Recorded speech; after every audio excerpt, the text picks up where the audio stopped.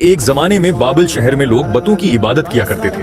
اسی شہر میں حضرت ابراہیم علیہ السلام پیدا ہوئے جو بچپن ہی سے سچ کی تلاش میں رہتے تھے۔ اور رات کے اندھیرے میں حضرت ابراہیم علیہ السلام آسمان کے ستاروں کو غور سے دیکھتے اور سوچتے کہ اصل خالق کون ہے۔ جب چاند ڈوب گیا اور سورج بھی غروب ہو گیا تو حضرت ابراہیم علیہ السلام نے جان لیا کہ عبادت صرف ایک اللہ کی ہونی چاہیے۔ حضرت ابراہیم علیہ السلام نے اپنی قوم کو سمجھایا کہ یہ بت نہ سن سکتے ہیں اور نہ کسی کو فائدہ پہنچا سکتے ہیں۔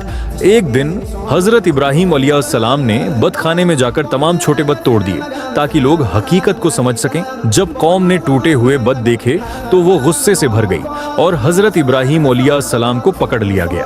لوگوں نے ایک بہت بڑی آگ جلائی اور فیصلہ کیا کہ حضرت ابراہیم علیہ السلام کو اس میں پھینک دیا جائے۔ حضرت ابراہیم علیہ السلام کو منجنیق میں باندھا گیا، لیکن ان کا ایمان مضبوط رہا اور وہ صرف اللہ پر بھروسہ کرتے رہے۔ اللہ کے حکم سے بھڑکتی ہوئی آگ حضرت ابراہیم علیہ السلام کے لیے ٹھنڈی اور سلامتی والی بن گئی۔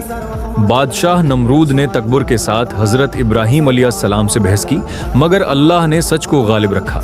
حضرت ابراہیم علیہ السلام اللہ کے حکم سے اپنے گھر اور شہر کو چھوڑ کر ہجرت پر نکل پڑے۔ حضرت ہاجرہ علیہ السلام اور ننھے حضرت اسماعیل علیہ السلام کو اللہ کے حکم سے مکہ کی سنسان وادی میں چھوڑ دیا گیا۔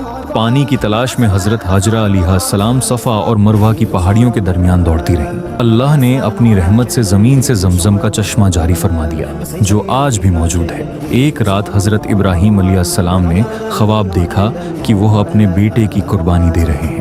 حضرت اسماعیل علیہ السلام نے صبر اور ایمان کے ساتھ فرمایا، ابا جان، اللہ کا حکم پورا کیجیے۔ یہ اللہ کی طرف سے ایک عظیم امتحان تھا جس میں حضرت ابراہیم کامیاب ہوئے۔ اللہ نے حضرت اسماعیل کی جگہ جنت سے ایک دنبہ بھیج دیا۔ بعد میں حضرت ابراہیم اور حضرت اسماعیل نے مل کر خانہ کعبہ کی تعمیر کی۔ حضرت ابراہیم کی پوری زندگی ایمان، صبر اور اللہ کی اطاعت کی روشن مثال ہے۔